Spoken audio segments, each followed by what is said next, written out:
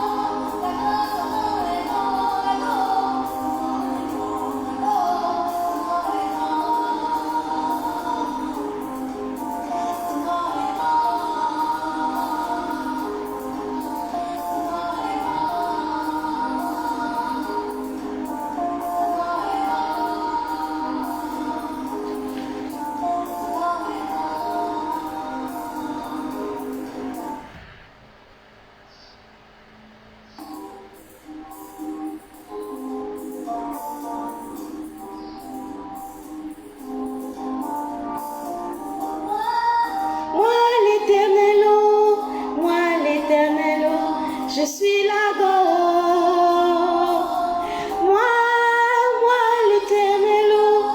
Moi l'éternel, je suis là-bas. Je ne donnerai point ma gloire aux idoles, ma gloire aux idoles, ni mon honneur à un autre. Je ne donnerai point ma gloire aux idoles, ma gloire aux idoles, ni mon honneur à un autre. La goutte au nom est grand, la goutte au nom est grand, la goutte au nom est grand, la goutte au nom est grand, la goutte au nom est grand, la goutte au nom est grand, la goutte au nom est grand, la goutte au nom est grand. Alléluia, la goutte au nom est grand. Alléluia, gloire et honneur te soit rendu. Moi l'éternel, je suis là-bas.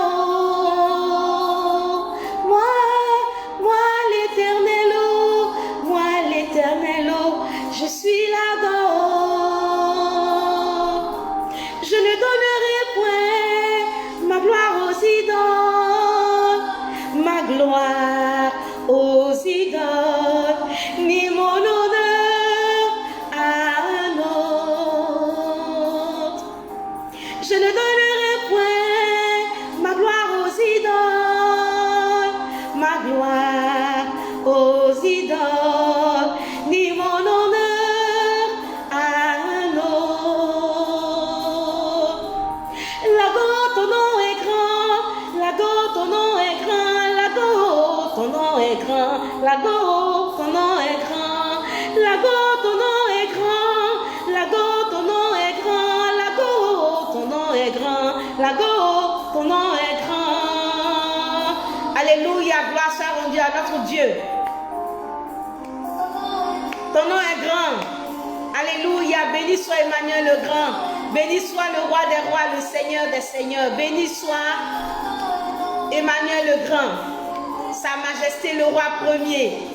Le papa, le roi de la famille royale. Nous célébrons le nom du Dieu vivant. À lui la gloire. Celui-là qui a renouvelé le souffle de vie en nous en ce jour. Celui-là qui nous donne le souffle de vie, qui nous garde, qui prend soin de nous, qui nous guérit de nos maladies, qui nous préserve de beaucoup de dangers, qui combat pour nous, qui met nos ennemis sous nos pieds. Nous lui rendons gloire et honneur, gloire et honneur, gloire et honneur. Là-bas, ton nom est grand. Là-bas, ton nom est grand. Là-bas, ton nom est grand. Là-bas, ton nom est grand. Alléluia.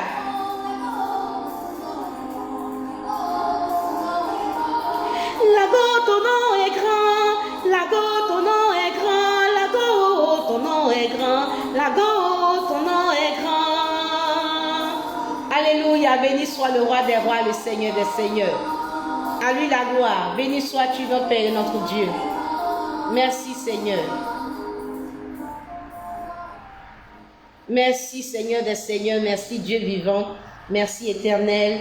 Toute la gloire, l'honneur lui reviennent. Je vous salue famille royale. Je vous salue chaleureusement.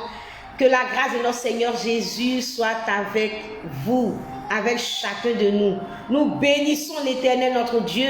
Nous élevons le roi des rois. Nous célébrons le Seigneur des seigneurs. Rendons-lui gloire.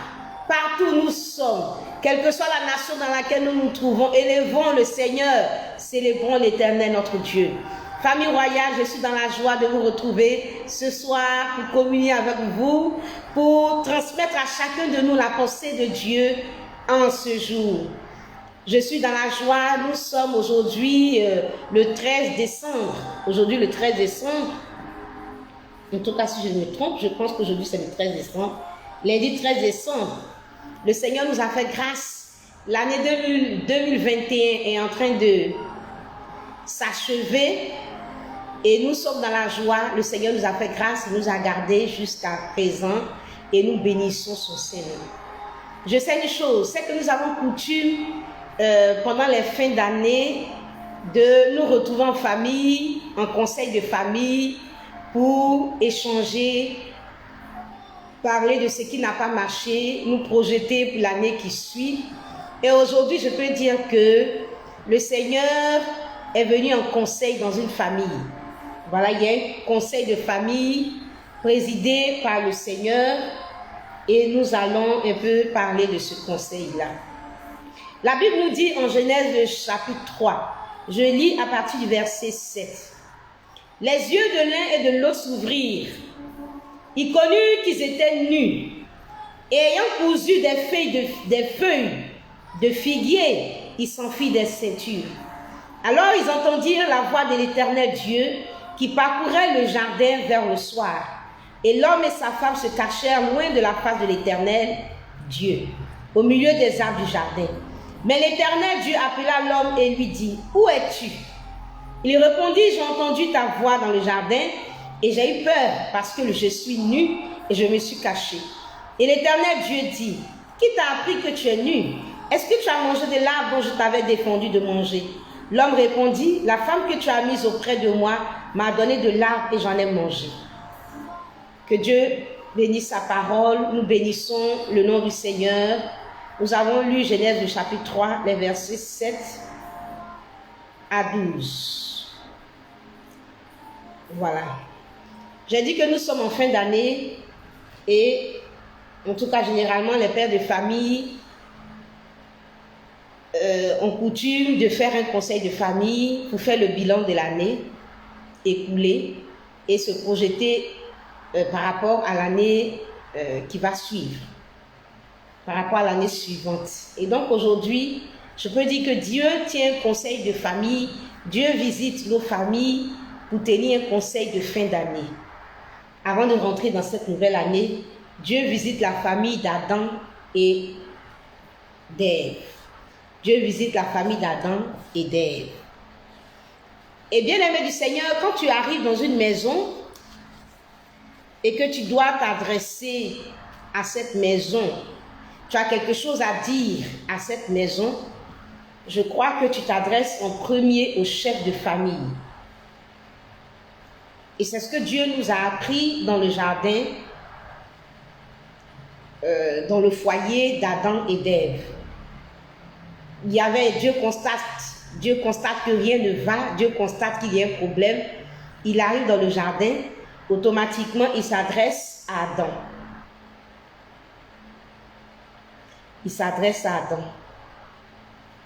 La Bible nous dit que l'Éternel Dieu a appelé l'homme et lui dit, où es-tu?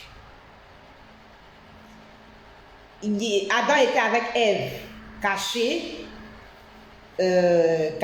mais le Seigneur s'est adressé en premier à l'homme parce qu'il est le chef de sa famille. Et donc, Dieu s'est adressé au chef. Et quand le Seigneur s'est adressé au chef, qui est Adam, la Bible nous dit que Adam dit au Seigneur, la femme que tu as mise auprès de moi m'a donné de l'arbre et j'en ai mangé. Et donc, on voit que pendant que Dieu s'adresse à Adam comme chef de famille pour lui poser des questions,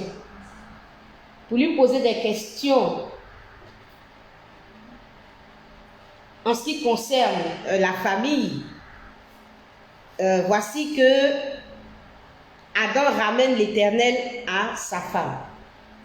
Adam ramène l'Éternel à sa femme.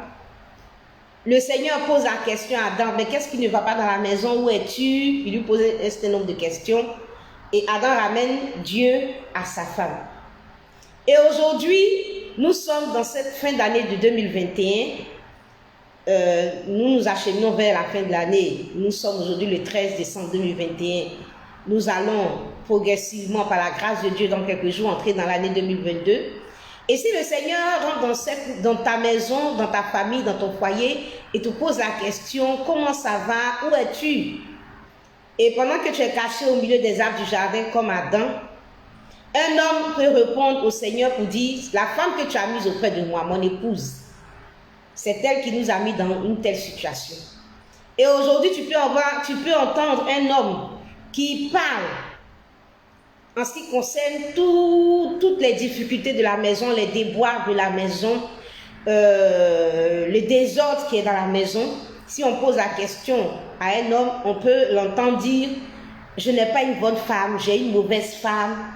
Bon, elle ne m'aide pas, elle a un problème, elle n'est pas bonne. » En gros, c'est à cause de la femme qu'on se retrouve, c'est à cause de sa femme que le foyer est dans cet état, qu'on se retrouve dans une telle situation chaotique. Bien-aimé du Seigneur, le Seigneur pose la question à un homme. Dieu a un conseil de famille, un conseil de fin d'année. Et il pose la question, Adam, où es-tu? Adam, tu es où? Grégoire, tu es où? Jean-Yves, tu es où? Martin, tu es où? Quel nom encore je peux donner? Série, tu es où? Meledj, tu es où? Benjamin, tu es où? Serge, tu es où? Landry, tu es où? Trésor, tu es où? Monsieur Digbe, tu es où? Monsieur Kwasi, tu es où? Et l'homme est caché au milieu des arbres du jardin. Et la plupart des hommes vont dire, c'est la femme. Ma femme, elle est mauvaise. Ma femme, elle n'est pas bien. Ma femme, c'est elle qui est à la base de tous les problèmes que nous avons aujourd'hui. Ma femme, c'est un cauchemar, etc., etc. Je veux dire à un homme ceci. Dieu est venu, vient à toi aujourd'hui. Dieu est venu à toi aujourd'hui par ma voix. Et Dieu te pose la question, toi-même là, tu es où? Et il y a beaucoup de questions que le Seigneur peut poser à un homme aujourd'hui. Je vais lire un passage des Écritures. Ecclésiaste, le chapitre 11. Je vais lire Ecclésiaste, le chapitre 11. Ecclésiaste, le chapitre 12 plutôt. Le verset 1. Jeune homme, réjouis-toi dans ta jeunesse. Livre ton cœur à la joie pendant les jours de ta jeunesse. Marche dans les voies de ton cœur et selon les regards de tes yeux. Mais sache que pour tout cela, Dieu t'appellera en jugement. Réjouis-toi dans ta jeunesse, livre ton cœur à la joie pendant les jours de ta jeunesse, marche dans les voies de ton cœur et selon les regards de tes yeux. Mais sache que pour tout cela, Dieu t'appellera en jugement. Dieu t'appellera en jugement. Je veux dire à un homme ceci. Pendant que Dieu a un conseil dans sa famille, je veux lui dire ceci. Tu as quel problème? Tu as quel problème? Tu as quel problème et tu maltraites ton épouse? Tu as quel problème? Et aujourd'hui, je vais dire à quelqu'un que à une grande partie des hommes qui ne sont pas de bons époux, si le Seigneur vient faire le bilan, ils ne sont pas du tout de bons époux. Ils maltraitent leurs femmes, ils font souffrir leurs épouses. Je veux m'adresser à toi qui me regarde. Je veux m'adresser à toi et te dire que tu as quel problème? Tu as quel problème? Tu maltraites ta femme comme si toi, tu ne vas pas mourir un jour. Tu te comportes comme si toi, tu es éternel, tu ne vas pas mourir un jour. Est-ce que tu es sûr? Est-ce que tu es sûr? Est-ce que tu as conscience qu'un jour, Dieu va t'appeler en jugement, comme je l'ai lu tout à l'heure en Ecclésiaste, le chapitre 12. Sache que Dieu t'appellera en jugement.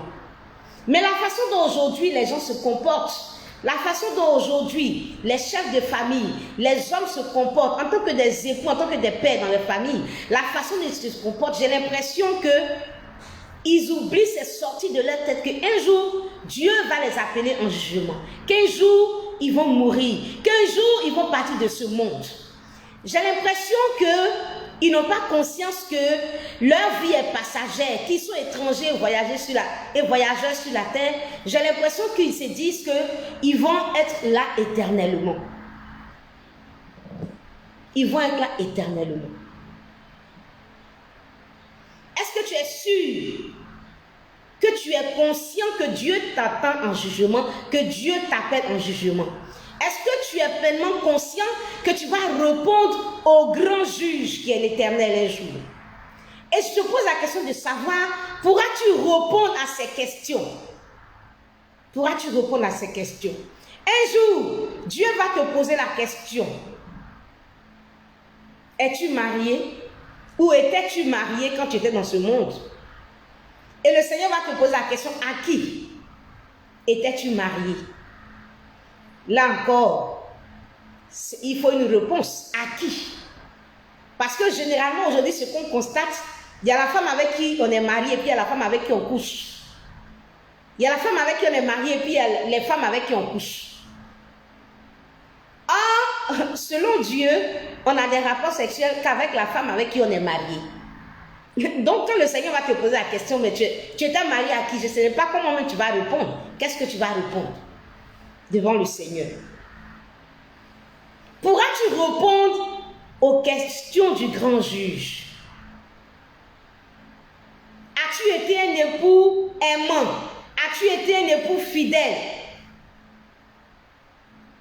Qu'est-ce que tu vas répondre? J'ai l'impression que les gens n'ont pas conscience qu'ils seront jugés, qu'ils seront un jour à la barre. De la façon dont les gens vivent leur vie, c'est comme s'ils sont maîtres de leur vie, ils n'auront pas de compte à rendre à quelqu'un. Voilà, ils vivent leur vie comme ils veulent. Sinon, l'infidélité, par exemple, que tu pratiques aujourd'hui, je ne pense pas que tu allais vraiment être à l'aise pour vivre dans une telle infidélité, dans une telle trahison. J'ai dit Dieu en conseil. Nous sommes à la fin de l'année 2021. Nous allons partir par la grâce de Dieu en cette année 2022. Dieu vient faire le bilan de nos foyers. Dieu vient faire le bilan de nos familles. Qu'est-ce que nous allons dire au Seigneur? Un jour, Dieu a visité la famille d'Adam et d'Ève. Dieu leur a posé des questions sur l'état de leur foyer. Chacun a pu répondre. Et nous savons que par la suite, le Seigneur a jugé cette famille. Tu vas répondre à Dieu un jour. Tu vas répondre. Et qu'est-ce que tu vas lui dire? Bien-aimé, qu'est-ce que tu vas lui dire? Tu vas répondre avec, tu vas lui dire quoi? Tu vas lui expliquer pourquoi tu humilies cette femme que Dieu t'a donnée. Tu vas lui expliquer pourquoi tu la délaisses. Quel argument tu vas donner au Seigneur?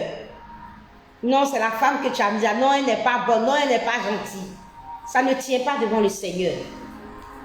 Bien-aimé, si un père qui a mis son enfant au monde, sa fille au monde, qui a mis un père qui a sa fille, peut regarder sa fille être maltraitée par un homme et puis avoir mal au cœur. Et puis cet homme-là, il est prêt même à aller prendre sa fille dans la main de cet homme-là. Ce n'est pas Dieu le Créateur qui est insensible à toutes les souffrances des femmes dans le foyer. Et un jour, Dieu arrive dans un foyer et il pose des questions à cet homme-là. Dieu t'appellera en jugement. On a l'impression que c'est l'impunité. Le Seigneur dit, réjouis-toi. Marche selon ton cœur, tes désirs, selon ta volonté, réjouis-toi. Mais sache que pour tout cela, Dieu t'appellera en jugement. Pendant que tu es en train de mener ta belle vie, tu te dis que tu n'as pas de compte à rendre à quelqu'un, mais Dieu dit, un jour, il va t'appeler en jugement.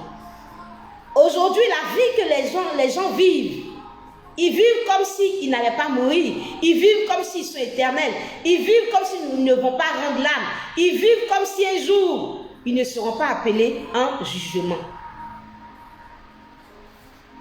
Quand tu marches et puis tu sais que tu auras affaire à la justice, tu contrôles ce que tu fais.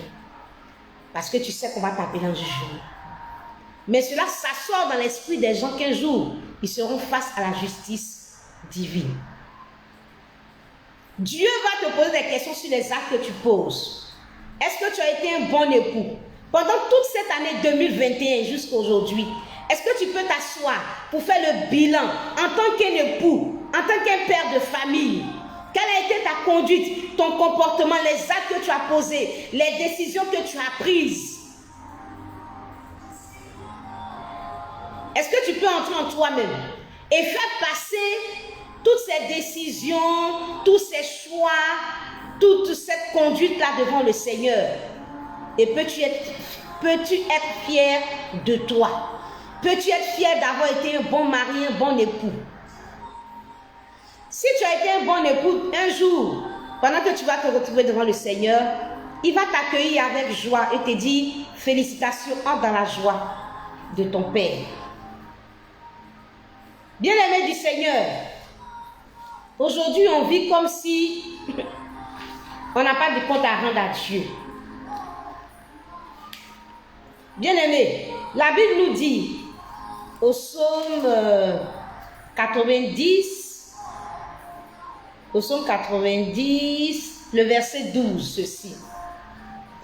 Enseigne-nous à bien compter nos jours, afin que nous appliquions notre cœur à la sagesse.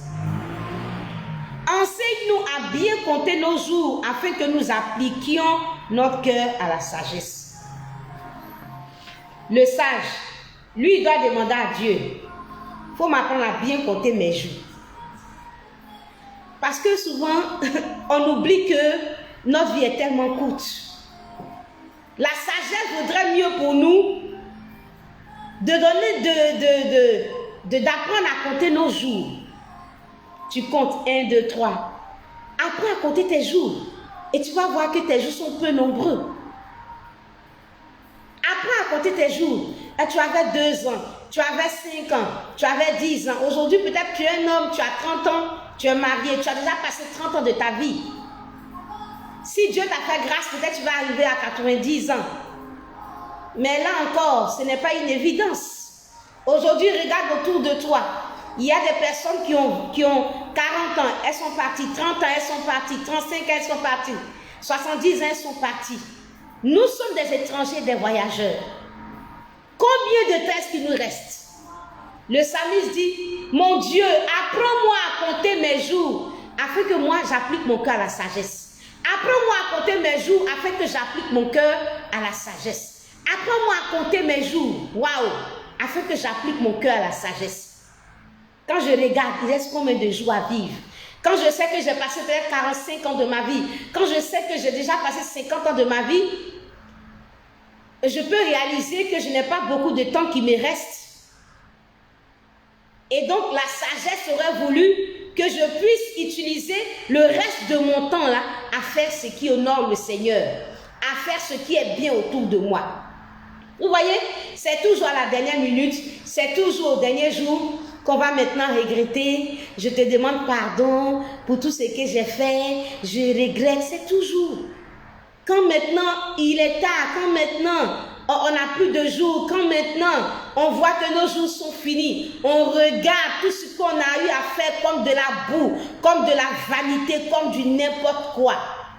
C'est toujours à la fin maintenant qu'on va réaliser qu'on aurait pu faire mieux, qu'on aurait dû faire ceci, qu'on aurait dû faire cela. Apprends-moi à compter mes jours afin que j'applique mon cœur à la sagesse. Apprends-moi à compter mes jours afin que j'applique mon cœur à la sagesse. Et là encore, tu vas rentrer par la grâce de Dieu dans cette nouvelle année. Mais il y a combien de personnes avaient espéré rentrer dans cette nouvelle année et ne sont pas rentrées? Là encore, la nouvelle année, c'est une inconnue. Est-ce qu'on va vivre? C'est la grâce du Seigneur. Si on avait la sagesse, on aurait pu vivre chaque jour comme si c'était le dernier jour de notre vie et appliquer notre cœur à la sagesse, à faire du bien, à être de bonnes personnes, à être de bons pasteurs, à être de bons présidents, à être de bons ministres, à être de bons maires, à être de bons époux, à être de bons professeurs, à être de bons employeurs, à être de bons employés. Parce que notre vie ne nous appartient pas et notre vie est courte. Je parle à un époux, j'ai dit Dieu est un conseil de famille. Nous sommes à la fin de l'année, nous allons aborder par la grâce de Dieu une nouvelle année. Quel est ton bilan? En tant qu'un époux, quel est ton bilan? Est-ce que tu as passé toute l'année à se coucher avec les petites filles? Est-ce que tu as passé toute l'année à avoir des maîtresses? Ou est-ce que tu as passé toute l'année à aimer ton épouse, à lui faire du bien? Et c'est ça la question. Tu es où, Adam? Tu penses qu'il te reste combien de jours à vivre avant ta mort? Souvent dans nos nations, quand il y a des personnes qui décèdent, ce sont des chocs. Waouh! Telle personne, telle personnalité est décédée. Et tu vois, tout le monde est sous le choc. On se dit, waouh! Avec tout l'argent que cette personne avait, avec cette position-là, il est mort. On est choqué. Et tout le monde écrit, la vie est courte. Non, chacun de nous doit chercher Dieu, mais c'est juste pour 2 jours. Le 3e jour, on reprend avec nos bêtises, avec nos péchés. Avec nos bêtises, avec nos péchés. Quand ces choses-là nous arrivent, comme une semence, comme la semence de Dieu, quand ces situations arrivent dans le monde, dans nos nations, ces personnalités qui tombent, qui meurent comme ça, et puis ces choses arrivent, c'est une parole de Dieu. C'est comme une semence de Dieu pour dire attention, vos vies ne vous appartiennent pas. Mais on ne comprend rien à ce que Dieu dit. Et le diable vient enlever cette semence-là dans notre esprit. Comprends la vie et l'intelligence de la vie. Comprends les leçons de vie que Dieu nous donne à travers tout ce qui se passe autour de nous. Réalise que si celui qui était à côté est décédé, est parti, toi aussi, tu vas partir un jour. Et que c'est par la grâce de Dieu que tu arrives à vivre toute une année jusqu'à la fin de l'année. Mais l'année qui suit, c'est une inconnue. C'est encore la grâce de Dieu. Ce qui est le plus important pour nous, c'est que chaque jour, nous puissions nous préparer à la rencontre de notre Dieu. Car notre vie ne nous appartient pas. Mais tu vis, tu te comportes comme si toi tu étais le maître de ta vie, comme si tu n'allais pas mourir un jour, comme si Dieu n'allait pas t'appeler en jugement. Tu penses qu'il te reste combien de jours avant ta mort? Apprends à compter tes jours afin que tu appliques ton cœur à la sagesse. La sagesse, là, c'est pour être dans le foyer, c'est être un bon époux, être un bon père, être une bénédiction pour cette famille que Dieu t'a donnée, cette famille que Dieu t'a donné de bâtir. Mais tu te comportes comme si tu étais éternel. Tu te comportes comme s'il n'y avait pas Dieu au-dessus de toi. Tu te comportes comme si toi, tu étais Dieu. Tu te comportes comme si après toi, il n'y a personne. Avant toi, il n'y a personne. Après toi, il n'y a personne. Comment se fait-il? Il y a aujourd'hui tellement de femmes qui veulent se marier. Les femmes, en tout cas dans une majorité, en majorité, pensent à se marier.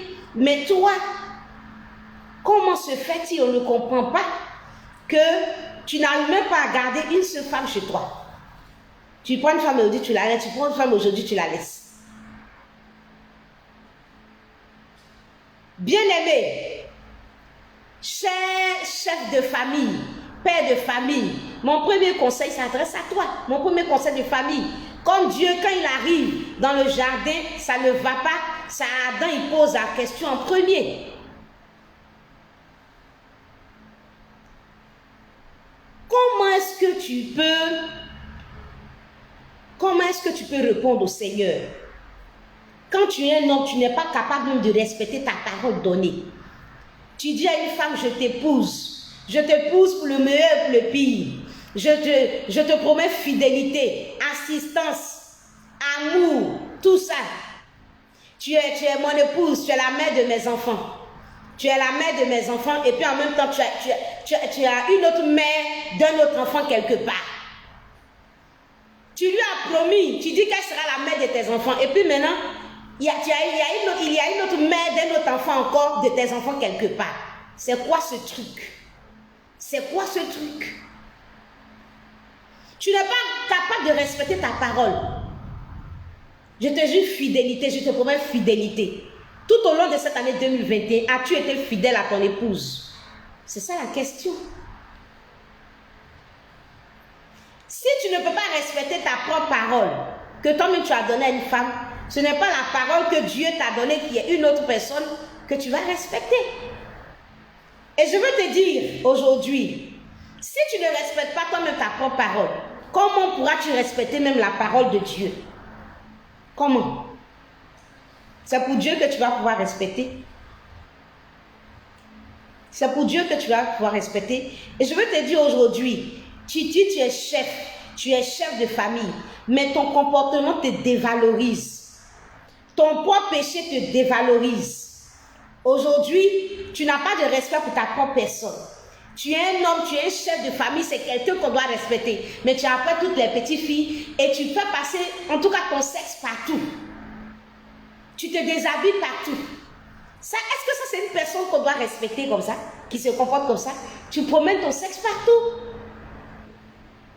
Et pourtant, tu es quelqu'un, tu es un responsable, tu es un chef. Un chef, ça se respecte. Un chef, ça se respecte. On ne peut pas avoir la nudité des chefs partout. Dans le quartier, les petites filles partout, tu te déshabilles partout. Ça, c'est quel genre de chef? Tu te dévalorises par ton péché. Et je veux te dire, ta joie que tu as, réjouis-toi, réjouis-toi, réjouis-toi. La joie que tu as par tes rapports sexuels peut-être désordonnés, mais tu en as pour combien de temps? Tu en as pour combien de temps? Et je veux te dire que le jour où le souffle te sera redemandé, tu vas te retrouver dans un cercueil et puis ton sexe ne répond plus. Et puis on t'appelle, on dit lève-toi. Mais tu ne vas pas répondre, me voici. Lève-toi. Tu ne vas pas répondre, me voici. Lève-toi, lève-toi, lève-toi. Tu ne vas pas répondre, me voici. Parce que ce sera mort et les femmes subsisteront toujours. Je veux dire à quelqu'un, tu es orgueilleux, tu es rempli de toi-même, alors que tu n'es qu'un paquet de sable. Rempli de toi-même, ta femme ne peut pas te parler. Tu es Dieu dans la maison. Est-ce que même il y a Dieu dans la maison? Toi-même là, tu es Dieu dans la maison. C'est toi qui souffles le chaud et le froid. C'est toi qui fais la température de la maison. Quand tu es content, tout le monde va rire. Quand tu